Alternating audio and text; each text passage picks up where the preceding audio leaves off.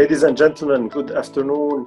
Thank you for taking time to attend this TiE Talk, where we talk about the future of work. In fact, this panel was planned as a live in-person event in early March, and it was postponed due to the restrictions surrounding the COVID pandemic, which, as you know, prompted us at TiE to shift all our events online 2 months ago. And I'm proud to say that we have so far organized more than 15 webinars, where we hosted more than 50 leaders and experts and have been attended by more than 2,000 participants. This has been possible thanks to the relentless work and effort of our board members, charter members, volunteers, partners, sponsors, as well, of course, as you, our dedicated audience.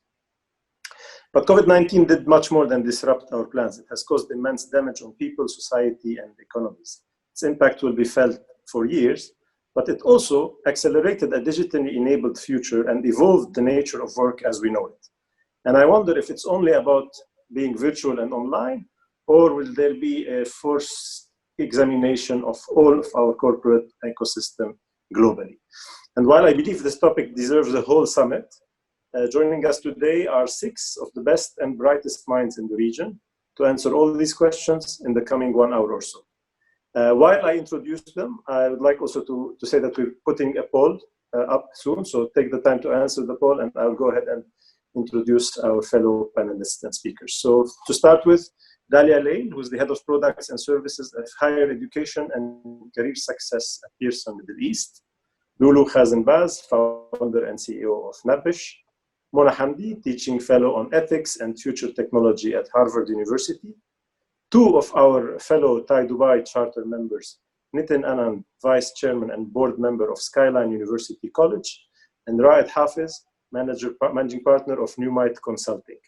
Last but not least, I introduce Hisham Farouk, CEO of Grant Thornton, who will be moderating this amazing panel and has a wealth of ideas to contribute as well. Hisham, over to you. Yeah, thank you very, very much, and good afternoon, everyone. And thank you for TiE for putting this together. I think it is an absolutely awesome, discussion that we're going to have today, and no more of an opportune time. Like you said, Ziad, I mean, the digital era was accelerated through COVID, and many of us have questions of what the future of work looks like. Is it just going to be about kind of, remote work and us working from home and readjusting our timing? Is it the impact on industry and what kind of consumerism and what's going to be required? Or actually robots, are they going to take over the world? And I think we've put together an awesome panel here that's really going to be able to talk about this and bring light to all the questions that people have. So look, I'm really looking forward to a very engaging time. We're going to discuss with the panels. We're going to have time for questions and answers afterwards as well. So really looking forward to that. So first, I really want to start off with Mona. Mona, I mean, you're a futurist. You're an academia. You're someone who looks at society with true passionate eyes. How do you see the impact of COVID and social and mental implications on kind of humanity as a whole? So I tend to look backwards to look forwards. I think that anybody who, and I don't throw the word future around lightly. I'm a pretty good observer, and we use a lot of tech to do that. I think we're living it. I think you're seeing it. It's interesting to me that the future will be post-pandemic is very relevant to people now, but there are a lot of aspects that are, because of this and because of other things that are happening, the rate of human innovation, right? So I'm sure all of you have seen your communications and technology, your tech infrastructure to be able to enable you to work from home has changed regulatory policy in nations all across the region like this. You also see, to your point about robotics, we see a lot of innovation happening in AI and the mixed reality space that will change the future of work. I think, how's it changing? It's changing probably now with a lot of anxiety because of what's happening, but I still think there is a lot of hope for the future. Humans are quite creative and innovative, and we're seeing that through COVID, and we'll see it after COVID too. Fantastic. Yeah. And do you see, I mean, if that's the case and you believe that humans are always going to be prevalent in this, do you think that there's a change that needs to happen in the human condition or the human mindset, given what we've all experienced through COVID? Yes, I do. But I've been quite vocal about this for a very long time. My first foray, I guess, into any of the tech that we call 4IR was in blockchain because of because of cryptocurrency, because I saw its ability to not just raise this ceiling of what could happen in terms of the way our markets work globally, but my background is in social development and things like poverty eradication, in extreme famine and global mapping of water scarcity. And so I saw the ability of this tech, of blockchain and crypto, to raise the floor on what's minimally acceptable. So I think that what we're seeing, what you're feeling now, if you feel any sense of anxiety about your future, involves a sense of your interconnectedness to the world at large, not just in a globalist market way, but really in terms of the fact that a small virus in a place you've never even heard of has now shut down your child's future for who knows how long. Will they go to school next year? What will happen for Eid? Are now immediately connected to your sphere, right? So you're very, very connected, and that's not going to change. And also, you don't need much. I think that what was very surprising to people was exactly how little they needed through these times of extreme lockdown. And I believe that those are going to be the two of a few pillars that we're going to carry with us through post-COVID time, through the post-pandemic period. Fantastic, and thank you for that. And if I'm just going to shift gears a little bit and move to Raed, and something Muna mentioned was that, you know, blockchain and tech kind of built the foundation or infrastructure for a lot of changes.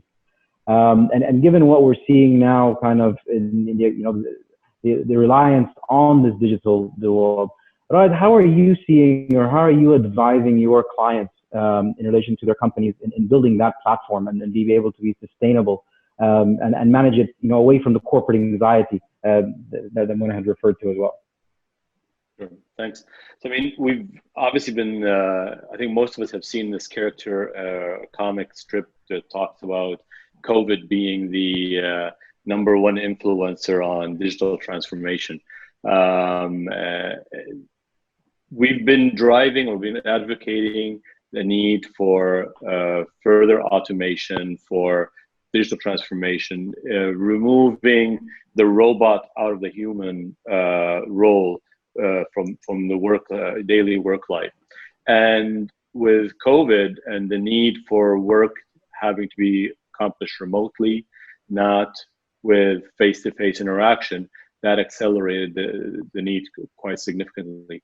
But it's not a new need. I mean, competitiveness would have made this a reality sooner or later. So we need to, I don't believe that robots will take over the world. I do agree with Mona that humans will prevail. However, I do recognize that, unfortunately, up till end of last year, a lot of people or a lot of companies were weighing the fact of needing to automate with how cheap is it to get the employees, and that was the only consideration. That's changed, right? So now there are many other considerations. The ability to actually have a work-life balance, the ability to actually have collaboration without having to be physically in the same place. So back to your question, how do we advising our clients? Technology, connectivity is got to be top priority. On top of that, we need to get the robot out of the human role. The employees should not be working on repetitive work that requires them to be in the office just because connectivity or hard copies have to be dealt with. Technology should be able to take over that and let the human workforce focus on the creative element of the work. And that's what we've been advocating. Fantastic. And look, I mean, it is great to hear that, yes, you know, we'll all have a future still and things to do. And actually, I'm looking at the poll right now, and it's good because a lot of our members here are also looking at the same thing. I mean, they believe that, you know, there has been an impact. Yes, people do believe that there has been an impact. But again, I think, like you were saying, there is still kind of a responsibility and a future for us, although the automation takes place. And if I ask you from a regional perspective, do you see that, you know, are there particular industries where this automation is becoming more relevant or prevalent? Yeah, I mean, retail, obviously there's sectors in retail that has seen significant jump into their demands, and they have a very high number of repetitive transactions and activities. whether it's FMCG retail or FMCG distribution. They've really seen a major blow. At one side, they had a huge boost in demand. At the same side, they couldn't have people in their offices to handle all the purchase orders and all the inventory update. And so they've had to deal with that remotely. That, dichotomy, I guess, between the increase in workload and not being able to actually deliver that work is pushing a big number of them towards automation. The other one it's an obvious one is healthcare. Unfortunately, our healthcare sector has been quite reliant on, we were talking earlier before the session started about the roles of teachers and how important they are. Nurses also are angels here, and they've been loaded with a lot of administrative work on top of their daily care. Today, they don't have the time for that, but they still have to fulfill that administrative work. Another sector that's now going towards automation. So these two sectors have started because of the load, but I expect that to go across all other sectors once people start taking stock of what's happened over this past 2 months. Yeah, fantastic. And look, like you said, I mean, if we're able to remove the mundane or those administrative tasks, particularly as these economies are evolving and they're putting strain and pressure not only on the individuals themselves but on the industry, then I think that's definitely a direct way to go. Delia, if I come to you now, and of course you run Pearson's, and Pearson's has always been synonymous with higher education and the direction of education. I'm making reference really to what Raad is saying, that if we're taking away certain of these administrative tasks that people have been trained on, have been doing it for many, many years, how are you seeing then the future of education and the skill sets that are required for these future roles once things have become automated to fulfill the mundane or a lot of what they're currently doing? Right. So, of course, with those two elements, automation and education, they go hand in hand. Automation is key. It's something that all the companies are seeking and actually trying to achieve for achieve the ultimate and optimize the results. However, what kind of skills can help the future workforce to still be in place would be the soft skills, the soft side, what we call the future of skills. So recently there's been a lot of research around what are those top skills that are needed, and there always have been a lot of shift in the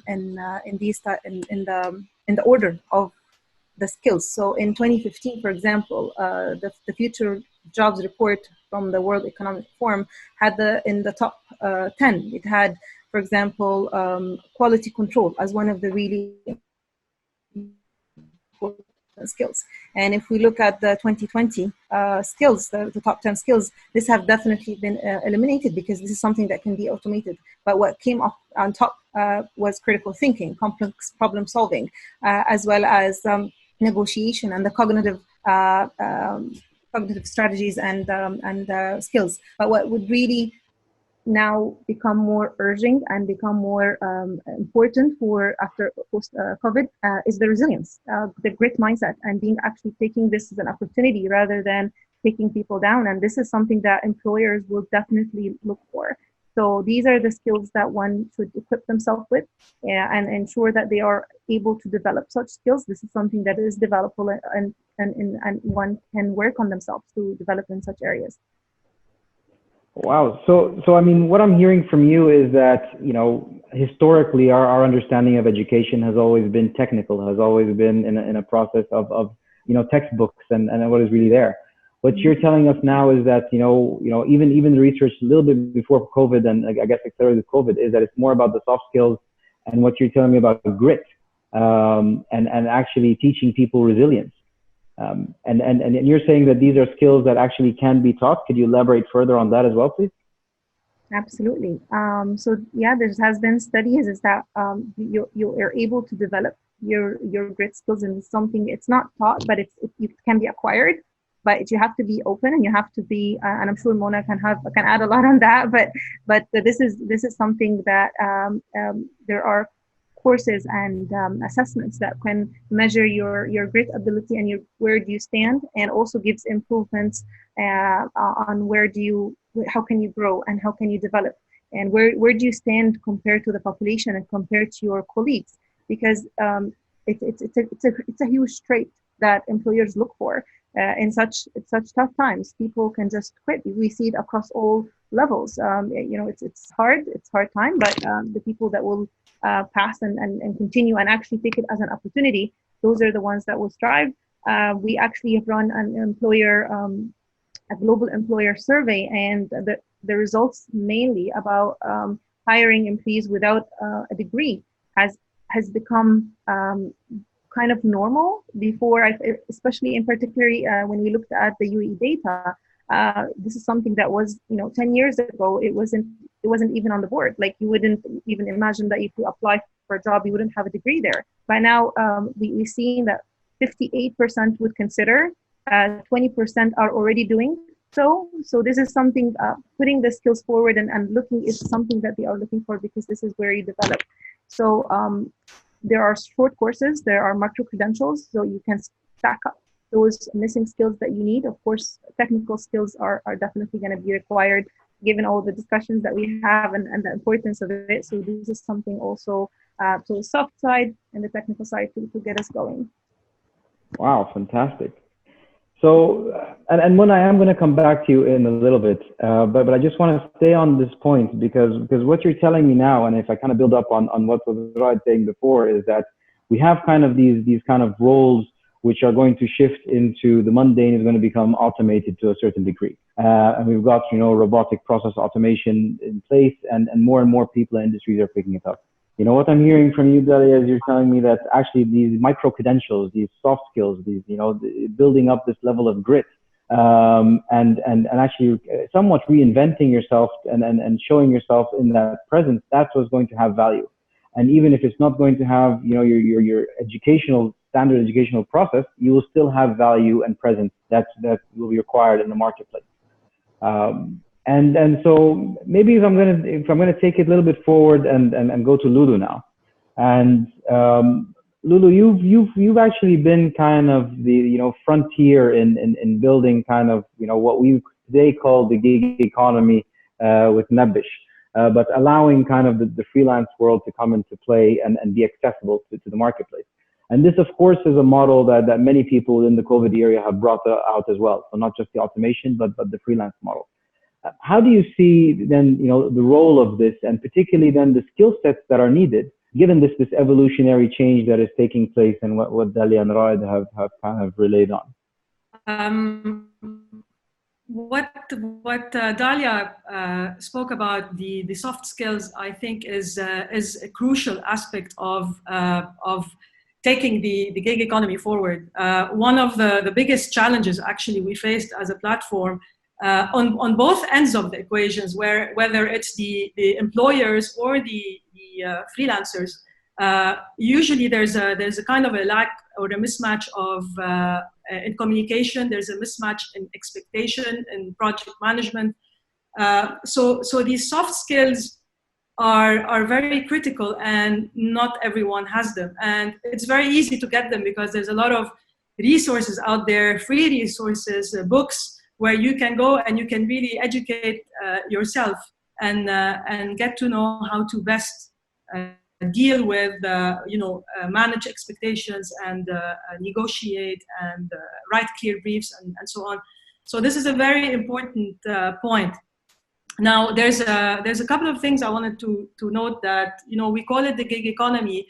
I think maybe we need to revisit what we call this economy, because gig economy is usually referring to very short-term task-based jobs, maybe some of them not highly skilled. Whereas if you look at the people registered on Nabish, for example, these are professional with a lot of expertise and skills, and the jobs that they do are not simple in any way, shape, or form. So some people call themselves consultants, some people call themselves freelancers. I don't know, right? I mean, it's something for us to think about in the future. globally, yes, definitely. I mean, freelance is going to be mainstream. It is mainstream already, but the freelancers have challenges, right? They don't have the benefits that full-time employees have, like the health insurance, like the stability of the job, retirement funds, and so on. Which means that, and especially if you look at this part of the world, these issues are exacerbated even further because we don't have, a lot of our countries don't have a highly functioning, for example, public system where people can get access to free healthcare and very good transport and affordable housing and so on. So if you look at the GCC specifically and in the UAE, if you don't have a steady stream of income as a freelancer, you can't really afford to live here. So freelancers need to be enabled in many ways. First, you need to give them the tools to get discovered, so a marketplace for discoverability, the right legal framework for them to be able to contract with potential employers. They need to know the credit worthiness, for example, of these employers. I mean, are they going to get paid or not? And who knows? They also need affordable housing, affordable connectivity. So voice over IP. I mean, now finally we have COVID and we're able to talk to each other like this over video. I mean, this is something very crucial that enables freelancing. So there's quite a bit of work in this part of the world for the freelancing model to be mainstream. And I think another point outside of the tools and the legal framework, I think also there's going to be a mindset shift because employers now found themselves having to deal with having to manage people differently, right? If employers used to count on the hours spent at the office to be able to evaluate an employee, obviously, this is changing. And the same thing for freelancers. It was always a challenge for us at Nabish because we created a remote work marketplace, whereas people wanted to see people face to face, and that trust element wasn't there. So now we need to start changing the mind shift so that we're able to trust people to have to deliver outcomes versus how many hours they're sitting and working. So we are going to head there in a way or another for sure. I think COVID is definitely going to accelerate things. And it's going to be competitive on both sides of the equation because employees or freelancers are going to look at the best fit basically for what they want versus whatever is out there. And employers are going to have to become more agile and more nimble and more proactive in the event that something like COVID happens in the future. So there's a lot of changes that are going to happen. Yeah, I mean, look, we've already seen kind of the expectation is that this may allow this freelance model or whatever the new term that we shall come out using, that they will actually have an opportunity to really become an alternative and a very viable alternative to this ecosystem, and be part of the process. Are there any particular key regulations that you think need an immediate change to support this? It needs to be. I mean, it needs to be. If we think UAE, for example, it needs to be affordable. As I said, today you have licensing options, for example, that have become slightly more affordable than it used to be, but it's still very expensive. I mean, you're still looking at 12 to 13,000 dirhams to set up a license and get a visa. So it's not cheap. Housing in the UAE is very expensive as well. If you don't have regular income, how can you survive? So contracts, right? How do you enforce contracts? I mean, if you are a freelancer and you're doing a job for a company, if a company doesn't pay you and it's 5,000 dirhams, you're not going to actually go sue them. So how are you going to collect? So there's quite a bit actually. Access to insurance, healthcare. I mean, it's, if you're outside of a company network, if you're an individual and you want to get health insurance, you're going to pay a lot of money. whereas it's much cheaper, for example, if you're part of a company. So for freelance to become mainstream, there's a lot of infrastructure work that has to happen for us to be able to enable freelancers. Very good. Well, look, I saw from the poll many people that have joined us are business owners. So maybe if with all the support and lobbying, we may be able to change this and allow this kind of adaptive model to be in place. Nitin, lastly, and definitely not the least, sir, you actually run a global structure of universities. And again, universities have always kind of been the perception that they hone in and they bring up the caliber of resources required, for the previous workforce. How do you see the world today? And do you see that, whether it's the threat of the robotic process automation that's coming into play, or this kind of freelance economy that is happening, or the new skills that are needed that the workforce is effectively demanding? How do you see the role of universities and the changes that are actually occurring now? So thank you, everybody. First of all, the most important thing which we have to observe, and I think Dalia mentioned it very correctly because I believe she would be working closely with the Ministry of Higher Education of UAE. The soft skills development is the clear mandate of the leadership of the country, and they are focusing towards focused skills development of the graduates which are coming out of the university. Knowledge is one side, but skills development is also becoming very important, and simultaneously they are also equally investing time and allocating courses and credits to value-based education, where courses in terms of creating the value aspect in today's generation so that they can pay back to the society.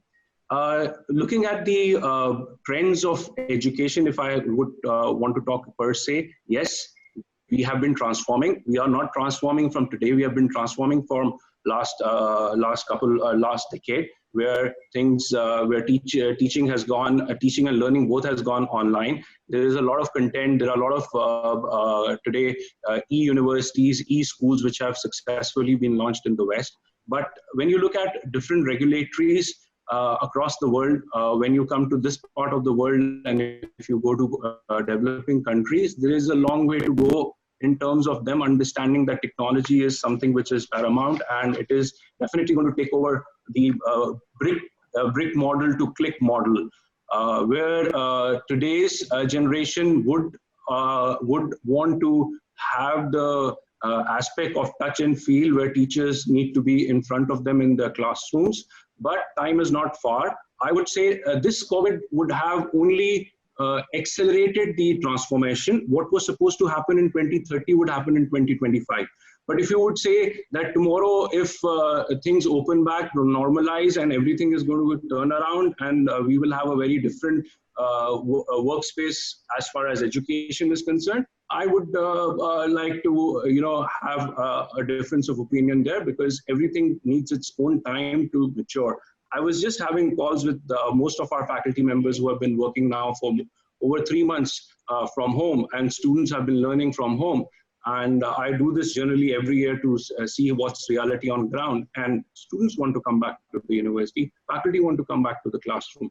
So things will evolve. Another thing which is very important, as I mentioned about the developed and the developing economy, I think we are blessed to be in a country like UAE, where everything is available to us at our doorstep. Definitely there is a higher cost there, but if you want to look at it, the kind of facilities we get are by far one of the best across the world. But there are countries where, like for example, we operate in one of the African countries, I would not like to take the name, very good population, good, they are sending the most largest number of international students to their population to international universities to study. But when you look at establishing a university and giving them the same quality of education, the first and the foremost important aspect which comes is technology. How many of them have the internet facility? If you have the internet facility, what is the speed you're getting it at? We were the only university in the whole country which was running online classes. But in comparison to UAE, We had in UAE about 90% attendance, which in physical classroom was about 70%, but in that country we were having only 45% attendance versus 80% in classroom. So students were not able to connect with us because the lack of facilities in those countries. So yes, trends are going to change. Education is going to see a very different pace, but it would depend on which region are you operating and what are the regulations of the authorities, how is the technology integration in those countries, and then things will start changing in due course of time. Fantastic. Thank you, Nitin. Look, everyone, I'm seeing a lot of questions coming in, and we do want to give time for that. But I want to go back to each one of our panelists, really. And look, in summary, what we've heard today is that, yes, the world is changing. We're all aware of that. We are all expecting that the mundane tasks, are going to be let go of. Technology is going to take it over one way or another, which will create much greater efficiency. We are looking at models where we need to invest in our people and expect that the soft skills and micro credentials, as they call it, are going to be the way forward. While it's not going to have a radical change overnight, but this change is going to come in a few years' time. Given that about 70% of our attendees are business owners today, and maybe I'll come back to you, Mona, what would be your advice to a business owner today? What are the key fundamentals that they should look for and consider in their business from your perspective?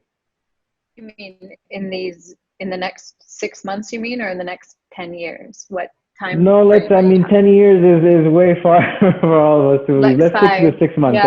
Yeah. I think if they're going to kind of revisit or reassess kind of the direction of their own business model or mindset, what would be your advice given what we've been discussing now today? I think I guess you might call it a sense of resilience. I think that I would want them to be very truthful about where they stand. I think that Warren Buffett has this great quote about and I think we spoke about this once upon a time, when it's low tide, you get to see who's been swimming naked. I think now is a very interesting time to take a really hardcore look at what sort of runway your business has, right? If you're a startup, you have to really be looking at your cash flows. I think that being able to pivot and being able to change proactively and dynamically is probably something that requires you to be checking biases constantly, making sure that you're not wedded to things like looking at sunk cost as an asset, and being able to be very reflexive and dynamic is probably the most important skill that you have in terms of how you're going to steer your company. Fantastic. No, thank you for that, Mona. Raed, what are your final thoughts? So when we talk about digital transformation, we tell all our clients, you got to look at people, process, and technology. And so you got to start with the people. So we're not advocating go automate, cut people. No, you need to work actively to reskill your people. You need to work actively on readjusting how you do business, given the new norms and given the adoption of new technologies, and then you go and adopt technologies. But start with your people. Make sure you focus on getting them into reskilling them. And I agree with you, we don't need absolutely just degrees. We need skills. Adjust how you do your business given the new norms, and then go and adopt the new technologies. Fantastic. Thank you. Delia, where do you stand on all this? Well, I mean, we've been discussing the importance of technology. We talked about the automation and what does it mean, and we discussed globalization and bringing in the gig economy and the different calibers from around the world, but at the same time, the unpredictable future. So I think putting in all of this in context, who can lead and be able to drive all of this, it's the people. So I do agree with Raed. So skilling and upskilling in the investment that has been happening into the lifelong learning has been incredible. Looking at the World Bank stats, 350 billion has been put in the lifelong learning. So those little courses and ups for the professionals who already have degrees or have jobs are trying to upskill themselves. So from business owners' perspective, I think looking at the future of skills that you require, your business requires, and ensuring that your people have those right skills. I encourage you to visit the Future of Skills report. It actually gives you a prediction of what jobs that will stay relevant in 2030 and what jobs might actually be eliminated, as well as the skills that are required.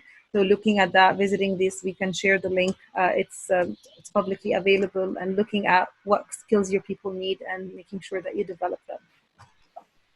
Fantastic. Thank you, Dalia. Lulu, I'll come to you. I think it boils down to culture and trust. So if you look at, for example, the startups and the technology companies, we usually work remotely with most of our team. I had people in different countries at the same time, and everybody was evaluated based on deliverables and outcomes. And unfortunately, you don't see that in traditional SMEs. People still want to see people there physically because people don't trust their employees. And if you don't trust your employees, then you have a big problem and a fundamental issue. And it means your culture is shaky. So probably as you look into the future, I think as a leader, you need to look at the culture of the company and look at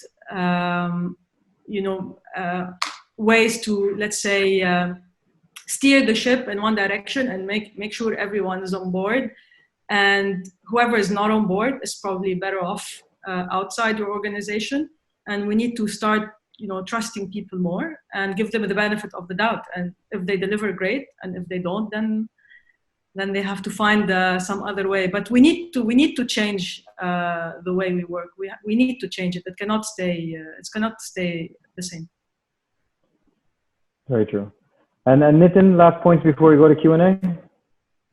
So personally, I always believe every problem which comes, the solution is there in the problem. And we have to very carefully sit down and observe the problem and then find appropriate solutions to it.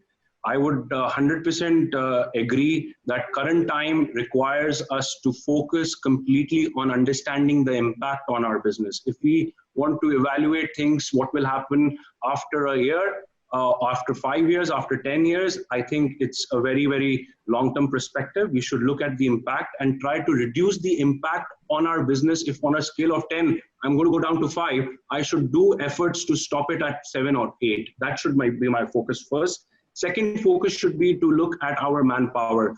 I totally agree with Lulu. It is the trust of employees which will drive your organization. Their emotional quotient is the most important at this point of time, because everybody is on a lowest of their emotional levels currently. So how we can boost that as leaders, and future, definitely the skill sets of everybody is going to be will have to be looked at, whether it is teachers, whether it is directors, managerial staff, operational staff, support staff. Everybody's different skill sets would have to be looked into, and they would have to invest time, and organizations will have to invest money to develop that if they want to stay abreast in the current scenarios. Fantastic, thank you. All right, let's go to the questions, and then there's questions coming in by the minute. So let's start this off. This one's a very interesting one. Maybe this one, Mona, you can start off with, and if someone wants to lead on. But what does remote work and learning mean for the human condition? If we interact less and less in person at schools, uni, and office, what does that mean about the experience of being human? So I think I might have misunderstood what you were asking me with that previous question, but I think this is generally, to sum this all up, I don't necessarily equate the future with a contactless environment. Like I actually think that studies have quite conclusively proven that young children need social contact, that we are social creatures, that we are mammals based on community, and that we need to be in high touch, high contact, high visibility for thriving, right? So I don't necessarily think that the future means less and less contact and less interaction and more remote. I think it just means that we do it more intelligently and that we automate things that need to be automated. But I don't think that, I actually fundamentally disagree with that. I actually think that if we're clever enough that we can use this opportunity, whether it's COVID or whether it's automation or whether it's AI or whether it's mixed reality, to actually make us more human, to make those things that we need for our nurturing and for our thriving to be enhanced, while letting go some of the stuff that we don't need to be doing anymore. Humans don't need to be scrubbing barnacles off of large commercial petroleum ships to optimize, you know what I mean, to make them less, to make them frictionless. And then access to technology, I think, should be ubiquitous, and I think it should be your choice. To your point, Nitin, about access to the internet, I can tell you that I'm working with a population in the United States on a reservation. We have Native Americans who were settled onto their ancestral lands who have to walk now in the time of the pandemic to public facilities. We have internet in our libraries and our community libraries because they don't have them at home. So the access to information being ubiquitous, and then our choices as to where we will interact, I think will be part of the future. I don't want everyone to think that the future is dystopian. We put as much energy into creating innovation and optimistic solutions as we do dystopian ones.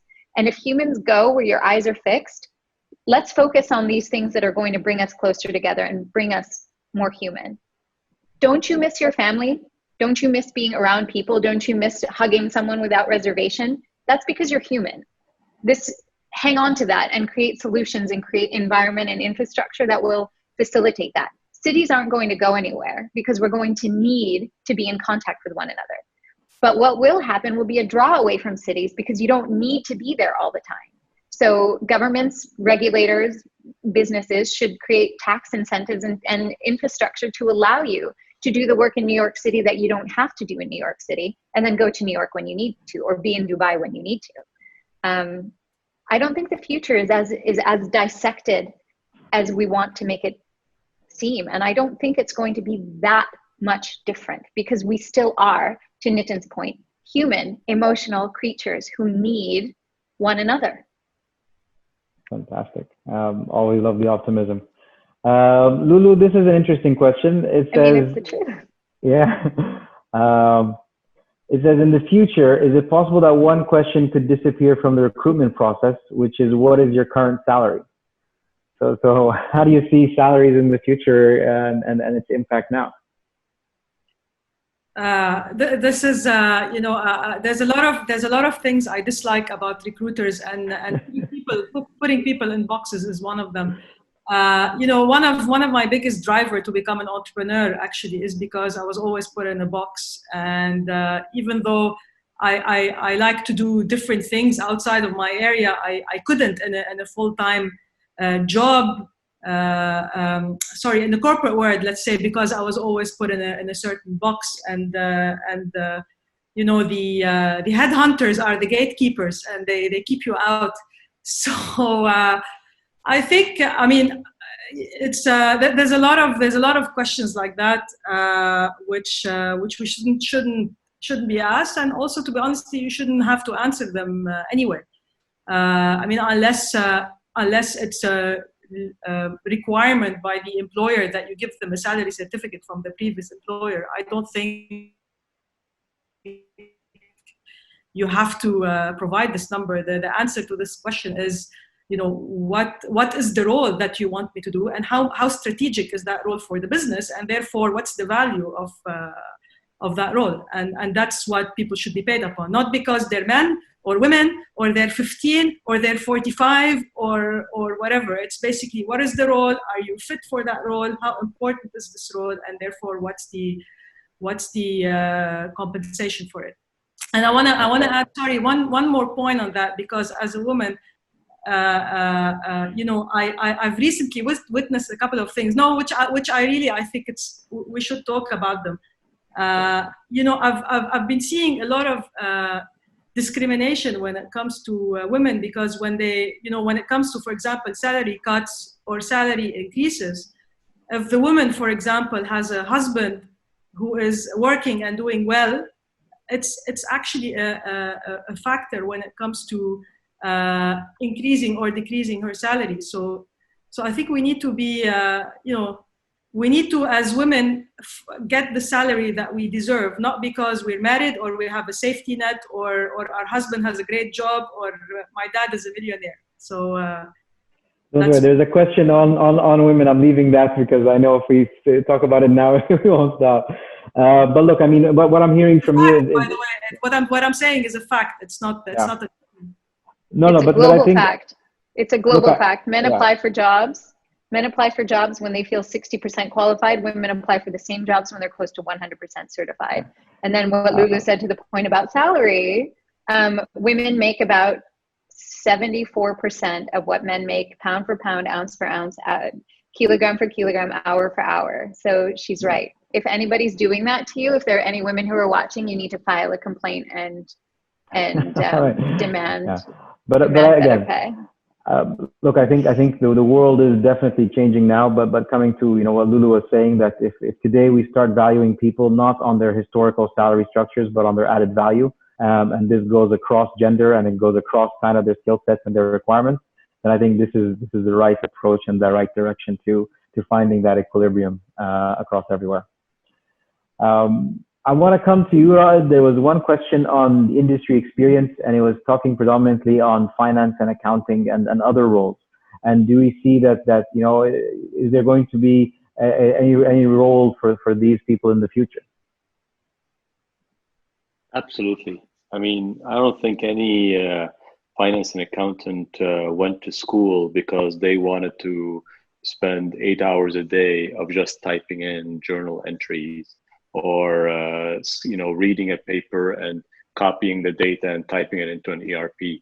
So the ability to start actually analyzing the numbers, the ability to actually start making recommendations of spend, the ability to actually monitor that a certain expense or a supplier is behaving differently, that's where the know-how of an accountant and a finance professional should go into, not the mundane data entry work.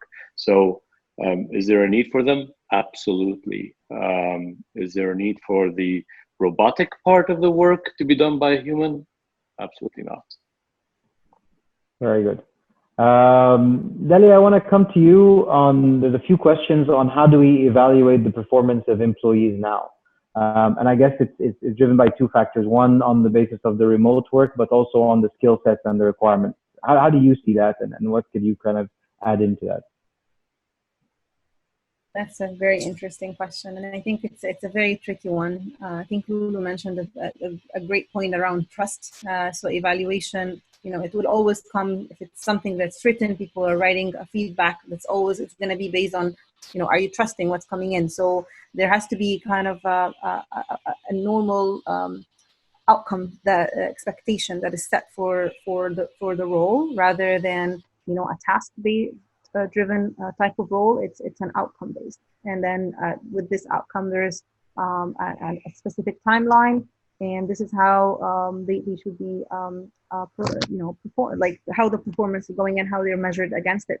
But in terms of course right now is the skills, so mapping these skills. And I'm thinking like just to, you know, to complement what Raed was saying about accounting and finance, and this is something that is really, really critical. I think companies will definitely still be automating if there's a chance. It's cost saving, it's faster, it's efficient, it's error free.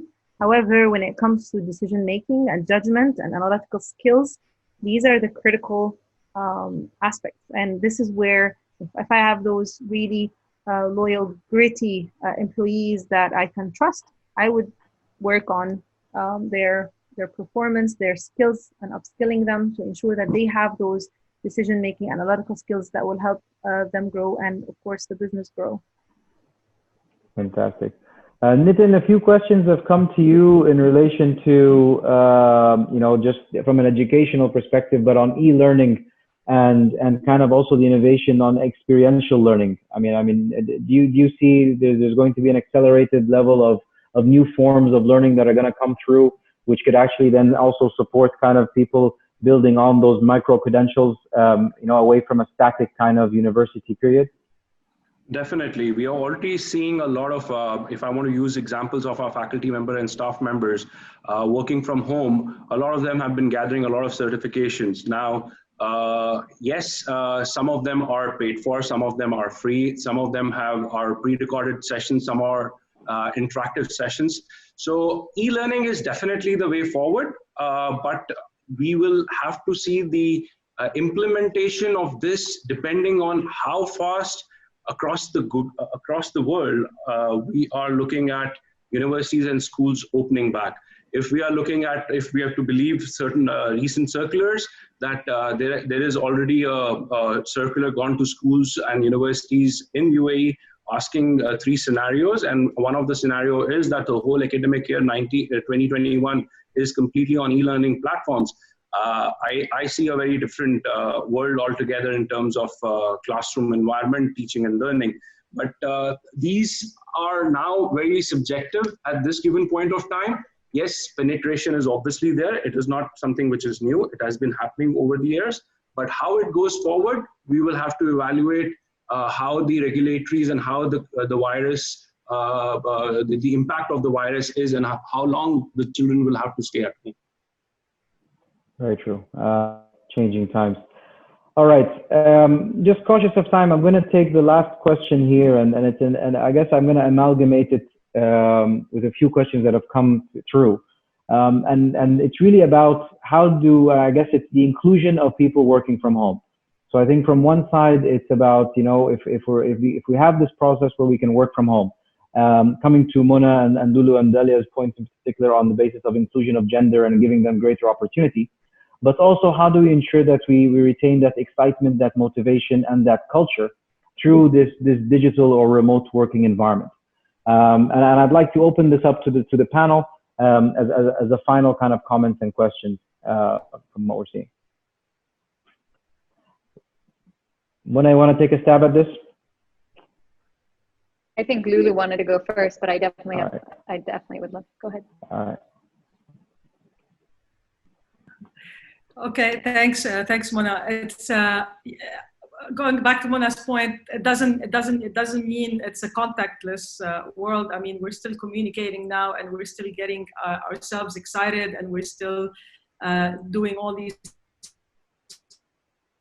calls with colleagues. So it doesn't mean that it's a dull world out there. In fact, actually, I would argue that for the people that have been working from home for the past 3 months, if you apart from the complaining about, like I can't go out and I can't do much, a lot of people are actually happy because they're not commuting. They're not stuck an hour and a half, 2 hours a day on the road. They actually get to see their kids more. Outside of the schooling, outside of the homeschooling a bit. Yeah. But apart from the homeschooling, actually you're able to have more time to exercise. A lot of families are cooking healthy food in the home, so they're eating healthy. So there's actually been a lot of benefits. I mean, I don't want to say it in a way that basically belittles what is happening with COVID, and my intention is not that, but there's actually been quite a bit of good that's come out of this, and why can't we have some of this, but also some of how things were before, and so people have used their time more effectively and can spend time with their family and do things that matter. And we talked about this before we went live. Men now finally appreciate we always have in the house, and I'm sitting there and seeing what the kids are doing all day. So I'll leave it to Mona. All right. I think it's very interesting that what I don't want to see happen is I don't want people to equate screen time with the sort of metrics of productivity that we had related to salary in a physical space, in terms of you do a job and you bill for X number of hours, or you have to have a certain amount of hours where we are equating time with quality of work or time with productivity. So I think that what being at home allows us to do is really modulate and focus on things in terms of not necessarily multitasking, but many iterations of single-minded focus, right? So if you're not commuting, you get to do that. You have 2 hours, maybe more a day to be able to do that. And so I think the trick is really about automating some of those things in your own life in terms of decisions that you get to make to demarcate that fully. So having a uniform, a famous example is Steve Jobs with his uniform, so that he wouldn't have to make those kinds of decisions. Working from home or working remotely is going to allow you to automate a lot of those things in your life so that you can make a clear demarcation in the same space between what is work and what is my personal life. I have to be honest, the tech in robotics and in automation, we're worried about a robot zombie apocalypse because we assume that artificial intelligence and that robotics are allowing them to take the place of humans, to Lulu's point about not being one way or the other. I just want to say the tech's not there yet. The best AI in the world can't reason the way a 6-month-old human brain can. And so we have time to really be mindful about what we think is human and what we want to keep in our day and in our lives. I think contact is one of them. I think requiring parents to be teachers. What they're doing is not online learning. What they're doing is taking a classroom environment in a crisis and putting that on parents. And taking it away from teachers who are trained to be educators. And so you're going to see a lot of development in that space as we really do develop online learning to accommodate for that. Some things will be in physical places and some things don't have to be. We enjoy our families, we enjoy our groups. Let's use this as an opportunity to make us more human, not just within our intermediate circle individually, to find those things you really care about, find a way to monetize some of those habits that you might not have a skills passport for, things that you're really good at that you're not educated or credentialed in, and then globally. How are we giving back? What is meaningful about our lives now? We see how interconnected we are. How can we use that to leverage global change for all 7 billion and eventually 10 billion of us? Fantastic. Delia, I want to leave the last word for you. Working from home and keeping that energy up and that culture connected. How do you feel about that? I think it definitely. There's a lot of great points that have been mentioned, but it comes down to individual people and how they take it and their perception. So I think taking care of others is really important. I found a lot of colleagues that they have more difficult situations than mine.